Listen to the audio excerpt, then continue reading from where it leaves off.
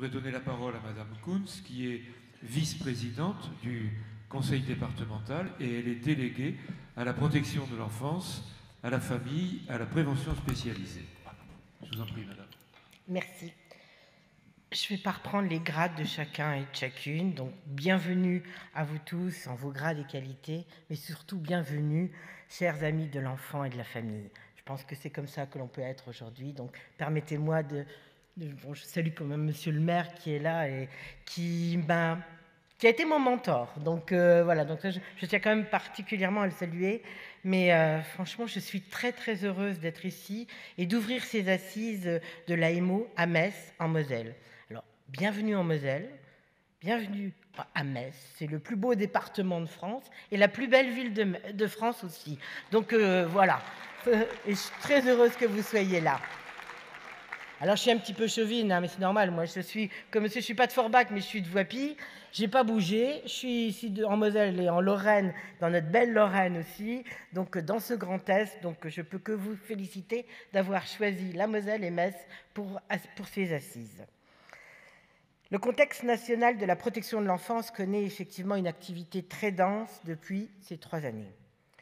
La future loi portée par Adrien Taquet, que nous allons entendre tout à l'heure, a été votée en première lecture à l'Assemblée nationale le 8 juillet et sera soumise aux sénateurs en décembre prochain. J'espère que nous avons été auditionnés avec Ludovic Maréchal, le directeur de l'ASE, la semaine dernière au Sénat, et nous avons rencontré Adrien Taquet. Nous sommes d'accord sur beaucoup de choses, mais il y a quand même quelques éléments qu'il va falloir faire attention. Et je lui ai même proposé, si vous me le permettez, je lui ai dit, vous avez enlevé au département toutes leurs possibilités de lever un impôt. Eh bien, la protection de l'enfance, c'est les enfants d'aujourd'hui, ce sont les adultes de demain. Donner au département la possibilité de lever un impôt pour la protection de l'enfance, mais rien que pour la protection de l'enfance. Je pense que ça nous permettrait d'avancer parce que ça a un coût, mais c'est surtout dans la prévention. Parce que la prévention, ça a peut-être un coût, mais si on y met l'argent, la protection de demain, I am a dream, on n'aurait plus besoin d'exister. Et ce serait le plus beau cadeau que l'on pourrait offrir à nos enfants.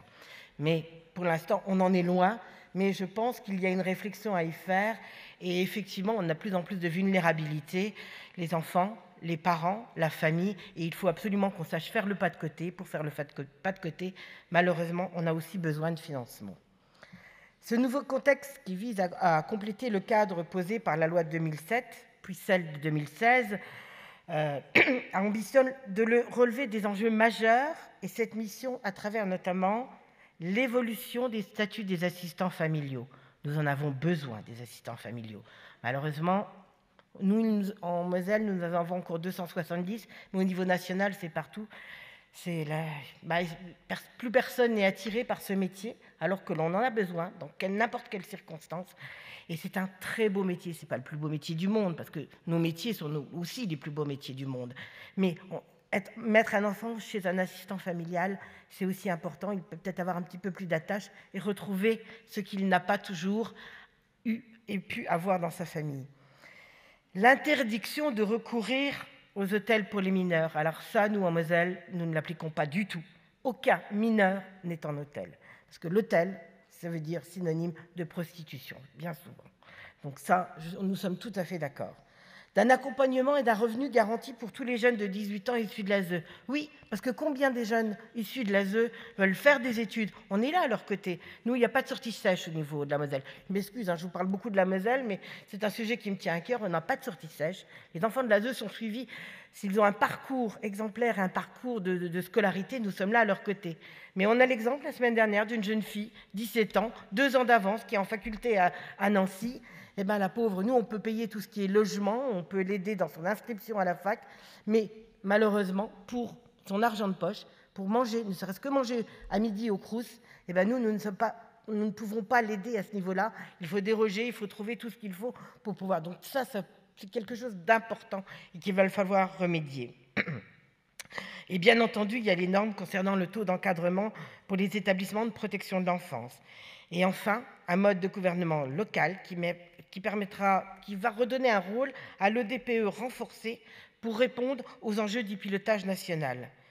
Le département de la Moselle, comme d'habitude, s'est engagé dans les premiers avec la contractualisation avec l'État. Nous étions dans les 30 premiers départements à signer en 2020.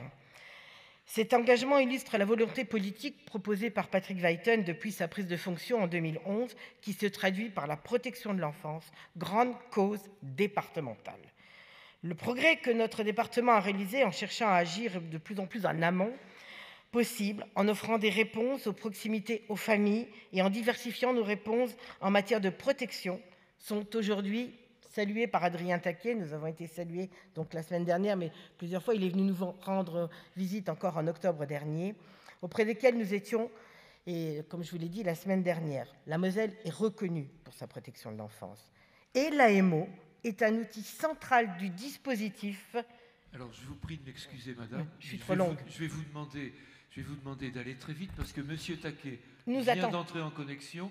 Il nous attend et nous lui avions, bien entendu, nous lui avions promis que nous serions à l'heure. D'accord. Excusez-moi. Bon, donc moi je voulais parler de votre outil. L'AMO est un outil central de protection que nous faisons évaluer en symétrie des dispositifs de la protection de l'enfance. C'est une approche où chaque prestataire de la mission est d'abord un partenaire. Nous continuons la transformation de l'offre d'accompagnement en AMO qui se traduit par nos changements concrets de ces 3 dernières années. Nouveau cahier des charges qui a vu le jour en 2017, expérimentation du PPE très important, et ça c'est ce qu'il faut absolument qu'il y ait dans cette loi, dans le cadre de l'AMO, la mise en place d'une astreinte du soir et du week-end, sécurisation financière par le passage en dotation globale et CPO en CPOM en juillet dernier. En 2022, nos travaux nous amèneront à la mise en place d'un projet pour l'enfant dans le cadre de la mesure comme le prévoit le Code de l'action sociale et des familles depuis 2017. Les thématiques retenues pour ces assises est centrale et le cœur des enjeux nationaux de la contractualisation enfance. Comment mieux répondre aux besoins des enfants avec et présentant une double vulnérabilité, comme vous l'avez si bien dit. La Moselle expérimente de nouveaux outils. Dans quelques mois, nous allons vous les présenter. Écoutez, je vais en arrêter là. La réflexion, l'expertise et les efforts conjugués de tous les acteurs des champs sanitaires, social, médico-social est indispensable. C'est pour ça que je dis toujours, seul on va vite, mais ensemble on va loin. Voilà notre devise. Et bonne journée, bonnes assises et bonne continuation et beau travail. Merci. Merci beaucoup. Mais non. Merci beaucoup. Pardon d'abréger ainsi votre temps de parole. Je vous prie de m'excuser. Nous accueillons donc M. Adrien Taquet, secrétaire d'État chargé de la protection de l'enfance, et c'est lui qui s'adresse à nous maintenant. Bonjour à tous. Est-ce que vous me voyez bien? Est-ce que vous m'entendez bien? C'est parfait. Bon. Chère Marie-Louise, je suis désolé d'avoir été responsable de cette interruption en plein milieu de vos propos, où vous défendiez d'ailleurs un certain nombre de dispositions que je porte, donc je vous en remercie. Et oui, je confirme que j'ai, à de nombreuses reprises, sur de nombreux sujets, pas tous non plus, mais l'occasion de saluer la Moselle, effectivement, et la politique que vous mettez en place, et notamment sur la question des hôtels. C'était la dernière fois que j'étais venu dans votre beau département. Donc, chère Marie-Louise, bonjour. Je ne sais pas si Patrick Weiten est là, mais si ce n'est pas le cas, vous lui transmettrez mes salutations. Et vous parliez des assistants familiaux. C'était lui qui avait présidé d'ailleurs le groupe de travail au moment de la concertation sur les assistants familiaux. Sujet encore en cours, sujet important. Vous l'avez évoqué. Je ne sais pas si monsieur le maire de Metz est là, mais je salue ses représentants. Ah oui, pardon, je ne vous avais pas vu. Bonjour François, cher François Grosdidier. J'espère que vous allez bien. Monsieur le président du CMSA, cher Gilles Thépeau. Monsieur le président du CNAMEO. Évidemment, cher Salvatore. Ravi d'être avec vous ce matin. Bonjour à toutes et à tous. C'est un honneur, c'est surtout un plaisir pour moi de pouvoir, cette année encore, ouvrir les travaux de vos assises, les assises du CNAMEO. C'est la 41e édition, si je ne me trompe pas. Je suis ravi que ce rendez-vous puisse se tenir dans de meilleures conditions que l'année dernière, pour les raisons qu'on comprend bien. J'aurais évidemment souhaité être avec vous à Metz, une fois encore. Mais voilà, c'est mon contrainte d'agenda, effectivement, de timing, notamment un conseil de ministres auquel je dois partir dans un quart d'heure, qui me font être plutôt à distance. Mais ravi de pouvoir intervenir sur un thème en plus dont thème qui est important et dont certain nombre d'entre vous sait qu'il est particulièrement cher à mes yeux, qui est celui de la question du handicap et de la protection de l'enfance et du handicap, avec cette question que vous posez, et où la réponse est peut-être un peu dans la question, de cette double vulnérabilité. Voilà, et donc je voulais vous dire quelques mots sur cet aspect-là, mais avant cela, peut-être plus globalement, en liminaire, un peu partager avec vous ma vision de la prévention, et puis des interventions en milieu ouvert en protection de l'enfance aussi, puisque c'est un sujet central, évidemment. Alors, moi, je le dis souvent, j'ai eu l'occasion de vous le dire, l'action éducative en milieu ouvert ne me semble pas encore suffisamment visible et appropriée par les acteurs. Quand on évoque la protection de l'enfance, hein, c'est tout de suite le placement qui vient à l'esprit. Pourtant, évidemment, les interventions dont vous avez la charge ont en commun de viser à protéger un enfant dans son milieu familial, au sein duquel ont pu être identifiés des facteurs de risque ou des facteurs de danger. Ça passe par un travail étroit que vous faites avec les parents, un soutien à la parentalité, à l'étayage parental, avec pour objectif de faire cesser ce risque, et puis avec des actions auprès de l'enfant aussi pour évidemment veiller à la prise en compte de ses besoins fondamentaux. Il s'agit vraiment de faire vivre cette prévention dont je parle beaucoup, dont tout le monde appelle de ses voeux dans notre pays depuis 30 ans, mais dont on voit bien qu'elle a du mal quand même à totalement s'enclencher. Et comme le disait à juste titre Marie-Louise, ce n'est pas une dépense quand on fait de la prévention, hein, c'est un investissement sur l'avenir, ce qu'on appelle de l'investissement social. Bon, c'est un peu dans cet esprit-là que j'avais, vous le savez, demandé à Geneviève Guédan en 2019 de mener cette démarche de consensus dans la lignée, dans la continuité de la première démarche de consensus lancée par Laurence Rossignol sur les besoins fondamentaux de l'enfant, autour de cette question justement des interventions en milieu ouvert, de manière à travailler ensemble les clés pour à la fois développer ces pratiques, les faire évoluer aussi, parce que je pense qu'il y a des marges d'évolution et de progrès.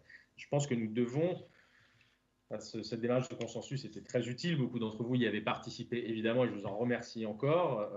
Le rapport qui en est sorti est riche d'enseignements, mais il y a encore un sujet, je pense, d'appropriation de cette démarche et des recommandations qui avaient pu être faites, et des choses qui ont été introduites dans le projet de loi de l'enfance qu'évoquait Marie-Louise tout à l'heure. Il y a probablement encore, là aussi, des marges de progrès, et vous le savez, ce texte est encore dans la navette parlementaire. Je vais être auditionné d'ailleurs en début d'après-midi par la Commission des affaires sociales du Sénat. Voilà, et les sénateurs auront probablement aussi leur vision et leur pierre à apporter sur tout ce qui est intervention en milieu ouvert. Voilà, sur la prévention, en tout cas, vous le savez, j'en suis un fervent promoteur dans le cadre de nos discussions, dans le cadre aussi de la politique publique autour des 1000 premiers jours que je mène. Vous le savez, on vise à rendre obligatoire l'entretien prénatal précoce, on crée des parcours pour les couples et les familles en fragilité, on lutte contre la dépression postpartum des femmes, avec l'annonce hier, la confirmation, en tout cas parce que je l'avais déjà évoqué, de la mise en place d'un entretien postnatal systématique à la 5e semaine et puis à la 12e semaine pour les familles qui sont en plus grande fragilité, et puis un investissement aussi sur la psychiatrie périnatale, avec un certain nombre de dispositifs financés, et puis un investissement aussi dans les PMI. Vous le savez, on va réinvestir à travers la contractualisation 100 millions d'euros en 3 ans, qui est ce que les PMI ont perdu ces 10 dernières années. Voilà, donc sur la prévention, on se rejoint évidemment fortement, et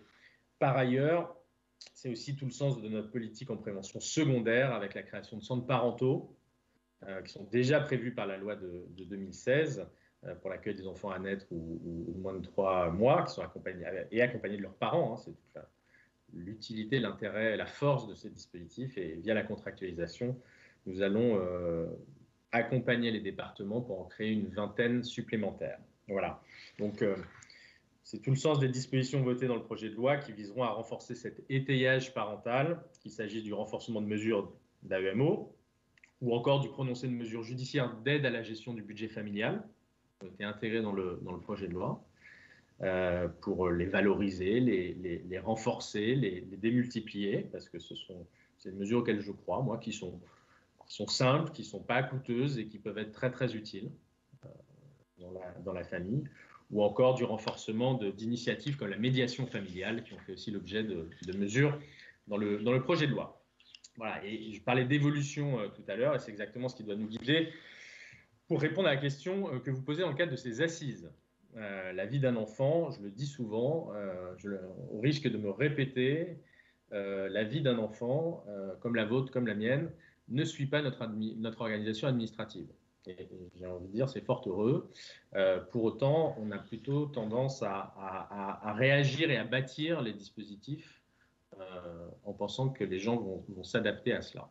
Et alors que c'est plutôt l'inverse qu'il faut faire. Je dis souvent qu'un enfant ne se lève pas le matin en disant que il est responsable dans son foyer, en disant que c'est Patrick Weiten son responsable, que quand il est à l'école, c'est Jean-Michel Blanquer, et quand il y a un problème avec son médecin, c'est la faute d'Olivier Véran. Voilà. L'enfant, il ne réagit pas comme ça. Sa vie ne s'organise pas autour des silos ou de l'organisation que nous avons créée. Et donc, nous qui devons nous organiser autour de l'enfant et globalement des bénéficiaires des politiques publiques que nous bâtissons. C'est la raison pour laquelle j'ai toujours dit, vous le savez, que cette compétence en protection de l'enfance est en réalité une compétence partagée entre l'État et les départements, puisque les questions de scolarité, de santé, etc. sont plutôt du côté de l'État que du département. Et l'État doit être aussi au rendez-vous de ses responsabilités. Et évidemment, malheureusement, le handicap, le champ du handicap est probablement une des illustrations les plus criantes de ce que je vous raconte, de ce que vous savez et de ce que malheureusement les enfants vivent. C'est assez symptomatique de ces dispositifs, systèmes qui ont été construits en silo, où les financeurs, les décideurs, la tuyauterie ne sont pas les mêmes. Et c'est dans ce domaine que les conséquences de cet éclatement sont les plus visibles et les plus dramatiques pour les enfants, parce que les politiques dont nous nous occupons les uns et les autres, dans le champ social, dès qu'il y a un grain de sable, c'est tout de suite pour les personnes dramatique. Alors, oui, les enfants protégés avec une reconnaissance handicap, on les estime, vous le savez, à 20%, souffrent évidemment effectivement d'une double vulnérabilité qui questionne très directement l'organisation de nos institutions. Parce que ces enfants se trouvent à la frontière ou au croisement de deux mondes, le social et le médico-social, qui n'ont pas suffisamment l'habitude de se parler, qui n'ont pas suffisamment l'habitude de travailler ensemble, qui, je le disais, sont financés différemment, avec des décideurs différents. Et donc, on doit changer notre façon de fonctionner, sortir de ces logiques de compétences administratives et de financement qui n'ont pas de sens pour les gens, pour apporter de vraies solutions à ces enfants en partant de ces enfants et non pas de notre technostructure. Donc, c'est un mouvement qu'on a engagé un peu à travers la contractualisation, qui a été rejointe par 70 départements, la Moselle, dès la première vague, ça a été souligné.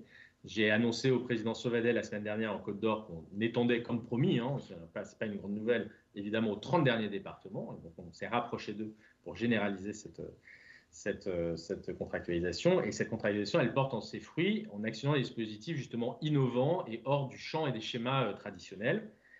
Et je veux souligner ici que, à travers cette contractualisation, ça a permis à certains départements de mettre en place des dispositifs un peu innovants qui répondent justement à la question que vous posez. Donc, quelques exemples comme ça. L'Allier, par exemple, qui va développer une structure pour des enfants à difficultés multiples pour les 0-12 ans via un appel à projet, ou encore mettre en place un projet avec le CHS pour une intervention du plateau technique au domicile des assistants familiaux du département. Parce que c'est une des difficultés, évidemment, des assistants familiaux, que d'être face à des enfants qui ont des troubles, psy notamment un peu plus aigus qu'il y a 20 ans, et qui se sentent très seuls face à cette situation. Et donc, nous devons les accompagner. La Meurthe-et-Moselle a créé, par autre exemple, une équipe mobile dédiée handicap et protection de l'enfance, qui va intervenir en appui des lieux d'accueil et qui sera chargée de coordonner les parcours. Voilà, parce que face à certains troubles, à certains handicaps, ce n'est pas... C'est même pas une question de formation, je reviendrai à la question des formations, mais ce n'est pas tant une question de formation des travailleurs sociaux. Ils ne seront jamais formés pour faire face à un certain nombre de situations. Ce n'est pas leur métier. Il ne faut pas leur faire peser la responsabilité sur leurs épaules. Il faut les accompagner, les étayer avec des professionnels dédiés, compétents, dont c'est le métier, tout simplement. Voilà. Et donc, la Meurthe-et-Moselle, par cette équipe mobile, apportera ce soutien au sein des structures. Le Nord va expérimenter une autorisation conjointe pour l'accueil d'enfants en situation de handicap ou qui pourraient évoluer vers le handicap avec l'intégration d'une équipe de CESAD en maison d'enfants pour accompagner les enfants qui sont protégés à l'ASE et qui nécessitent des soins. Voilà. Donc tout ça sont des projets initiés par les territoires, hein, par les départements, mais auxquels l'État est très favorable d'une part et apporte des concours financiers et en s'affranchissant un peu des tuyaux financiers habituels. Voilà. Mais il faut aller plus loin parce que souvent, ça pose la question de la pérennité de ces dispositifs, parce qu'ils sont souvent expérimentaux et dérogatoires. Et l'enjeu que l'on a, c'est comment on pérennise. Quand il y a des financements comme ça un peu dérogatoires, il faut que ça devienne plus systémique. Et on ne va pas faire ça juste 3 ans, et puis après, parce que juste, ce n'est pas la bonne ligne budgétaire, y mettre fin. Bon, donc c'est l'enjeu aussi qui est devant nous. Puis il y a un enjeu aussi d'aller un peu plus loin et d'être peut-être encore plus innovant et créatif que ce que je viens de vous partager. C'est la raison pour laquelle, avec Sophie Cluzel, parce qu'en réalité, évidemment, les enfants dont on parle, ils sont côté Cluzel et côté Sophie Cluzel, pardon, et côté Adrien Taquet. Ce sont les enfants qu'on connaît bien, hein, ça fait 30 ans qu'on les connaît et face à lesquels on n'arrive pas à trouver pour lesquels on n'arrive pas à trouver de solution. Et donc, pour essayer d'aller encore plus loin, on a réuni un petit groupe d'acteurs avec quelques têtes de réseau, quelques petites associations un peu plus petites et peut-être agiles, et pour essayer de travailler ensemble à ce que serait un dispositif de prise en charge des enfants en situation de handicap de l'aide sociale à l'enfance. Mais en partant de l'enfant, en disant, vous oubliez les cadres, vous oubliez les règles de financement, les décideurs, on part de l'enfant et vous nous dites ce dont un enfant que l'on connaît bien a besoin, et puis après, on met les moyens et les dispositifs en place pour l'accompagner.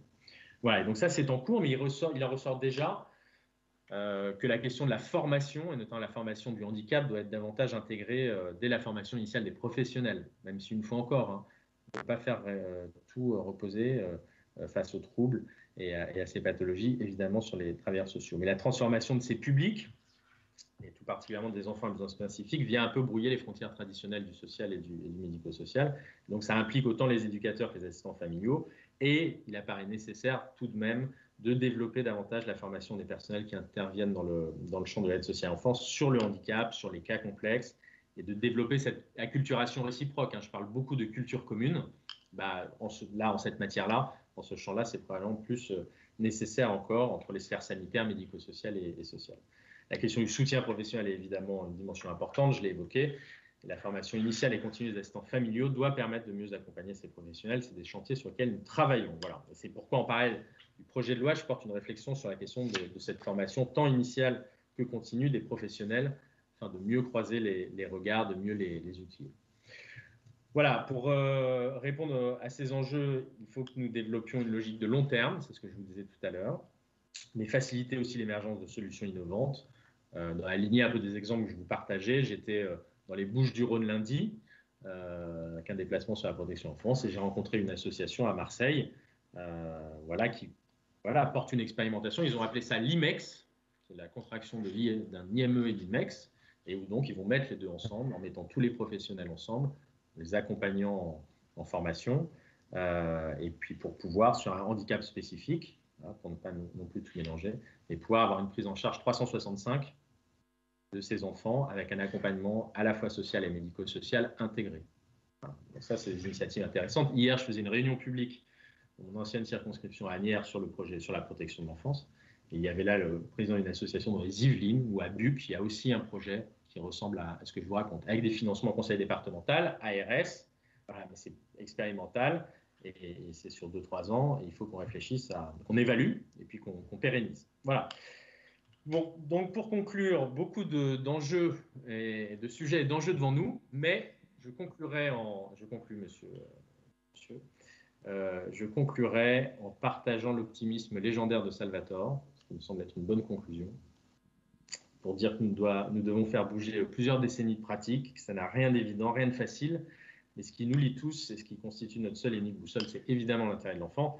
Et cette manière de faire ensemble la protection de l'enfance nous permettra, j'en suis certain, de développer tous les outils pour que nous puissions faire de tous ces enfants des enfants comme les autres, parce qu'une fois encore, je pense que c'est que ce qu'ils attendent de nous et ce qu'on leur doit, voilà, et des journées, des rendez-vous comme aujourd'hui, les réflexions, les échanges que vous allez avoir y contribuent indéniablement, et donc je vous en remercie, et je serai par conséquent très attentif aux travaux et aux recommandations qui en sortiront. Voilà, bonnes assises à tous et à très bientôt, j'espère.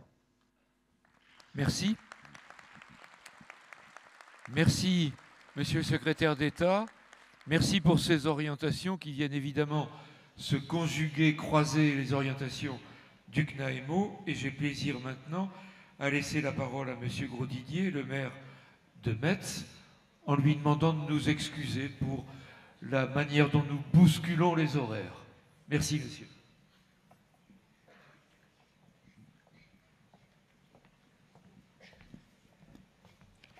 Merci. Je salue Monsieur le Président, Messieurs les Présidents de toutes les structures représentées, saluer tous les professionnels, tous les partenaires engagés.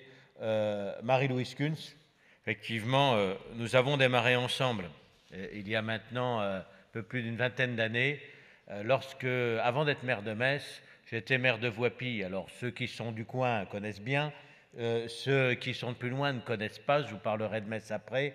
Voipy, c'est à côté de Metz, un peu la banlieue de Metz, un petit village complètement transformé par les UP réalisés activement dans les années 60 jusqu'à la fin des années 70 même, 70% de logements sociaux, 40% de chômage dans certains quartiers, le revenu par habitant le plus faible du département, peut-être dans le tiercé on avait Faberge-Villers et Béronne, mais enfin...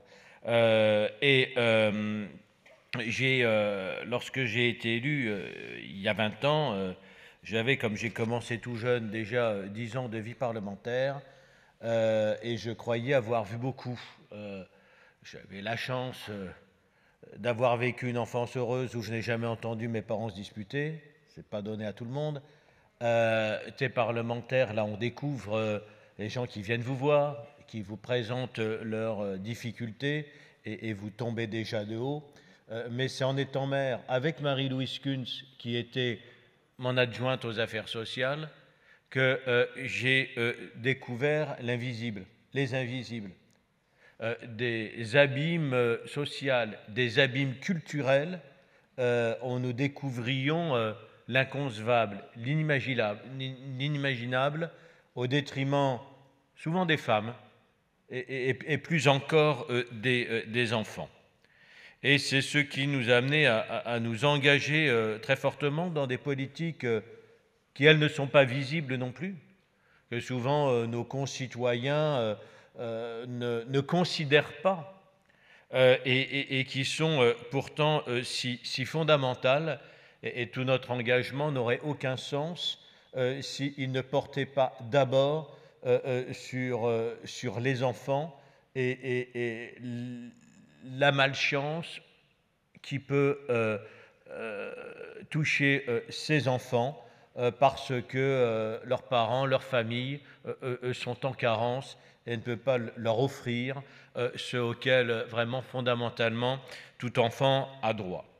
Et nous sommes là, vous d'abord, mais toute la société derrière vous, eh bien, pour redonner une chance à ces enfants.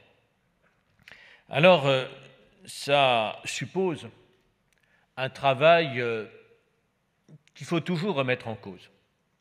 Parce qu'en se levant le matin ou en se couchant le soir, on ne peut jamais être content de ce qu'on a fait avec le sentiment de la mission accomplie alors qu'on a donné tout ce qu'on pouvait donner. Parce qu'on laisse toujours des situations qui sont inacceptables. C'est terrible d'ailleurs, ça peut être usant, ça peut être démoralisant. Et pourtant, il ne faut jamais baisser les bras. Vous avez la foi chevillée au corps. Et quand on dit qu'il faut toujours nous remettre en cause, c'est que chacun, dans sa mission, avec sa bonne conscience, on a parlé du cloisonnement, on a parlé des silos. On est souvent parfois nous-mêmes les prisonniers d'un système institutionnel. Nous sommes aussi les prisonniers de contradictions entre des principes contradictoires, les droits des parents sur les enfants, mais le droit des enfants parfois d'échapper à leurs parents, le droit à la confidentialité, au secret, mais en même temps la nécessité de partager l'information. Quand encore cet été, nous avons eu une terrible tentative de féminicide, avec à armes à feu avec un père non seulement tyran, mais achevant devant les enfants sa propre épouse. Nous l'avions logé, ce père, qui n'avait plus le droit de fréquenter ou d'approcher sa famille, à quelques centaines de mètres du domicile de sa femme et des enfants, parce que le bailleur ne savait pas qu'il y avait cette interdiction. Il ne pouvait pas, il ne peut toujours pas le savoir dans le système institutionnel actuel. Voilà, nous devons, nous chacun individuellement, nous institutionnellement, et c'est stigmatiser personne, en permanence nous remettre en cause, et ce que nous faisons de faire. Et j'espère que ces 3 jours que vous allez passer ensemble, en mettant tous les sujets sur la table, nous aideront tous à encore mieux protéger les enfants. Et ces 3 jours, vous allez les passer à Metz. Alors vous avez de la chance. Vous avez de la chance parce que ceux qui pensaient trouver une ville de casernes désaffectées dans une région de hauts fourneaux abandonnés seront peut-être déçus. Et bien tous ceux qui ne s'attendaient pas, mais qui sont heureux de découvrir une ville au patrimoine architectural exceptionnel, à la fois de style italien, de style français classique, avec un apport d'ailleurs germanique important, qu'on a nous-mêmes longtemps refusé parce qu'on en avait bavé pendant l'annexion, mais qui aujourd'hui est parfaitement assumé, avec un patrimoine naturel extraordinaire. C'est une ville-jardin, Metz, et une ville-jardin en plus desservie par l'eau de la Seille, de la Moselle et de ses bras. Metz, en fait, Vieux-Metz est un archipel plus qu'une ville. Si vous avez le temps, prenez le bateau, et on peut même voir de vraies mangroves. Et puis si vous n'avez pas le temps, vous reviendrez pour voir tout ce que vous n'aurez pas vu. Vous avez le centre Pompidou juste à côté, vous avez le musée extraordinaire de la Cour d'Or, nous sommes par ailleurs en train de réhabiliter le cloître des Récollets où Jean-Marie Pelt, l'éminent botaniste, avait fondé l'Institut européen d'écologie, qui a inspiré d'ailleurs, dans lequel a non seulement été fondé un institut, mais surtout fondé le concept d'écologie urbaine dès le début des années 70, qui a fait que Metz a été la première ville à arrêter contre l'avis de l'État les programmes des UP, en faisant prévaloir un urbanisme beaucoup moins mécanique et davantage organique, où la nature reprenait ses droits, où on décidait bien avant que Jean-Louis Borloo ne fasse déconstruire, on limitait la taille des constructions pour ne faire que des immeubles à taille humaine, où on pensait chaque place sur ses fonctionnalités. C'est aussi tout ça, Metz, que je vous invite à découvrir pendant les 3 jours que vous allez passer et à redécouvrir si nécessaire. Metz, on l'appelle la ville de lumière parce que c'est cette couleur jaune, cette couleur calcaire que vous avez d'ailleurs sur la façade du centre Pompidou, que vous avez sur la cathédrale et sur les principaux monuments. C'est une pierre calcaire jaunie par l'oxyde de fer. Mais les lumières, c'est aussi, pour l'anecdote, la cathédrale de Metz, qu'on appelle la lanterne de Dieu parce qu'elle offre la plus grande surface vitrée de toutes les cathédrales, mais c'est aussi les lumières sur un plan philosophique. Metz a été une ville de grande tolérance. Une ville de grande tolérance, une république d'ailleurs indépendante, une ville libre et république 5 siècles avant la République française, et une ville qui a toujours été de tolérance. C'est bon de rappeler d'ailleurs quand les débats publics aujourd'hui font quasiment renaître les guerres de religion. Et dans cette ville de tolérance, nous avons là une attention particulière pour les enfants, pour tous les enfants. Encore des débats que nous avons au conseil municipal, et je terminerai là. Metz est ville amie des enfants, labellisée par l'UNESCO, sur lequel nous engageons toutes ces politiques transversales au bénéfice des enfants, et vraiment dans des rapports constants et que nous cherchons à faire toujours davantage évoluer avec l'État et le département, à qui incombent les missions de la protection de l'enfance, mais avec le sentiment que celle-ci est vraiment l'affaire de tous, nous aussi, et je vous remercie. Passez 3 jours d'un excellent séjour à Metz et 3 jours de réflexion, je vous le redis, pour nous aider à mieux protéger les enfants. Merci, monsieur le maire. Merci. Pardon encore pour le décalage horaire, mais promis, nous reviendrons. Il n'y a aucun doute. nous reviendrons à Metz. Alors, je voudrais maintenant laisser la parole à Monsieur Thépaut, président du CMSEA,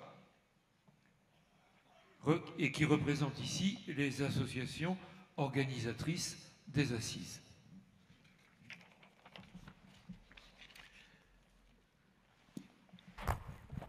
Monsieur le Président du CNAEMO, Mesdames et Messieurs les administrateurs et délégués régionaux du CNAEMO, Monsieur le Secrétaire d'État qui est déjà parti mais qui est toujours avec nous, Madame la Vice-Présidente, chère Marie-Louise, alors je me permets de dire chère Marie-Louise parce que dans mes fonctions professionnelles, j'étais chef d'établissement et Madame Kunz faisait partie de mon conseil d'administration et elle nous accompagnait très régulièrement. Monsieur le maire de la ville de Metz, Mesdames et Messieurs les représentants des associations partenaires à ces assises, Mesdames et Messieurs, permettez-moi d'abord, au nom du comité mosellan de la sauvegarde de l'enfance, de l'adolescence et des adultes, de ses administrateurs et de ses 1200 salariés, de vous souhaiter la bienvenue en Moselle et plus particulièrement à Metz, dans ce magnifique palais des congrès, et, afin de ne pas les oublier, de remercier les organisateurs et associations organisatrices de ces assises et leur dire toute notre admiration pour la qualité de leur accueil. Bienvenue donc à Metz, en Lorraine, territoire de passage, territoire d'histoire, monsieur le maire vient de vous en parler un peu, qui a connu des souffrances, mais aussi territoire d'espoir. De souffrance, il va en être question pendant ces 3 jours, car les conflits de couple, les violences, l'absence du père ou de la mère, les relations fusionnelles parents-enfants, le surinvestissement ou le désinvestissement des parents, les dénigrements familiaux, ce qu'on appelle aujourd'hui la malnutrition culturelle, c'est-à-dire l'excès d'écran, sont souvent les éléments à l'origine de notre intervention au bénéfice d'un enfant. Car, entre guillemets, bénéficier d'une mesure de protection de l'enfance, c'est donc d'abord être victime. Et être victime, c'est avant tout un malheur. Ce n'est pas un statut. Être victime ne confère aucune compétence particulière, aucun avantage, aucune clairvoyance nouvelle. Ce serait même a priori l'inverse. De surcroît, cet enfant, victime de maltraitance, peut être porteur de handicap. Dans les 2 situations, nous ne sommes pas devant un choix, mais bien devant ce qui est vécu comme une contrainte, voire une agression. C'est une évidence, me direz-vous, mais c'est une évidence qui mérite d'être rappelée. Parce que le constat est bien réel, il a été cité, 70 000 enfants seraient concernés par ce qui peut être qualifié d'une double peine. Car au lieu de s'additionner, de se compléter, les 2 politiques publiques chargées de la prise en compte de l'enfant s'opposent parfois, souvent. Si on ajoute à l'absence de coordination une méconnaissance réciproque des pratiques entre institutions, on peut imaginer le tableau. Cette situation, qu'on a déjà qualifiée de tuyau d'orgue, où tous se côtoient, mais où chacun joue sa propre et unique note ou partition, ne peut en effet que produire de la cacophonie, mais surtout elle morcelle l'enfant objet, au lieu de le considérer dans sa globalité d'être humain et social et dans ses besoins fondamentaux. Ajoutez-y d'autres institutions, l'éducation, la scolarisation, la lutte contre la pauvreté, on peut imaginer le concert. Et pourtant, des réponses originales et adaptées existent, sont expérimentées. Il convient de les partager, mais aussi et surtout de les diffuser, afin que tous les acteurs concernés par ce champ social si sensible puissent se connaître, se reconnaître et être reconnus comme des professionnels, afin, souhait pas forcément irréaliste, de travailler ensemble dans le respect des compétences de chacun et pour un seul et même intérêt, celui de l'enfant sujet, en demande d'accompagnement et aussi celui de sa famille. Ce sont souvent des initiatives d'acteurs de terrain qui se connaissent et se reconnaissent comme tels, qui s'apprécient professionnellement et qui parfois s'autorisent à un nécessaire pas de côté. Ça a déjà été cité. Il ne s'agit pas de transgresser les règles de nos pratiques respectives, mais bien de les faire évoluer vers un partage respectueux et collaboratif. Je cite un extrait du texte introductif au congrès de la Fédération Addiction qui s'est tenu ici même la semaine dernière. Je cite : « C'est en faisant l'expérience de telles coopérations réussies que nous écarterons la tentation de repli sur soi ou des conflits de chapelle entre personnes, spécialités, approches ou institutions. Quel meilleur support qu'une dynamique fédérative et sa diversité d'acteurs, source de variation et de créativité au service d'un projet coopératif. Il s'agit bien de passer progressivement de rapports stériles de compétition à un équilibre coopératif au seul profit de l'enfant, sujet, qui nous est confié. L'espoir est donc bien là. Ces 3 journées qui s'ouvrent aujourd'hui sont l'occasion d'arrêter un peu le temps de l'action pour consacrer beaucoup de temps à la réflexion, à l'échange sur les pratiques existantes et les moyens que l'on peut se donner pour les faire évoluer. Une telle évolution ou révolution est-elle possible ? Nous le croyons et nous partageons cette croyance et cet espoir avec votre association nationale et avec les organisateurs de ces assises, dont la programmation et surtout la qualité des intervenants nous permettent de penser que toutes les conditions sont réunies pour que ces assises soient une réussite. Bienvenue à toutes et à tous et merci pour votre attention. Merci beaucoup.